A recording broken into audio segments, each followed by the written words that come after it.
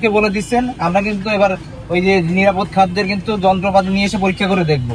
যদি দেখি যে আপনার তেলটা বাসি, সাথে সাথে কিন্তু সর্বোচ্চ যে জরিমানাটা ওটাই কিন্তু আপনার করা হবে। আপনি বলতে পারবেন না যে জানি না বা আমার জানা নেই। আপনাকে সতর্ক করে যাচ্ছি, আমরা কিন্তু নিয়মিত অভিযান পরিচালনা করি, এটা অবশ্যই মনে রাখতে হবে আপনার।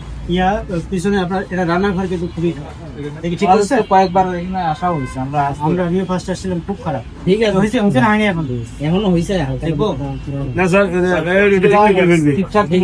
রান্নাঘর যে অবস্থায় রয়েছে এইভাবে থাকলে কিন্তু হবে না। হ্যাঁ, এটা দ্রুত কিভাবে এই রমজানের মধ্যে ঠিক করা যায়, ঠিক ঠিক বললো। ওনারা বললো তেলের কথা, যে তেল একদিন ব্যবহার করা হয় তেল পরের দিন ব্যবহার হবে না। আচ্ছা, তারপরে ওই যে রাস্তার সাথে প্যান্ডেল টাঙানো ওইটা পিছাই নিতে হবে। আচ্ছা আচ্ছা, তারপরে পিছনের কথা বললো পরিষ্কার রাখবেন। হ্যাঁ হ্যাঁ হ্যাঁ, এবার এটা বললাম। আচ্ছা,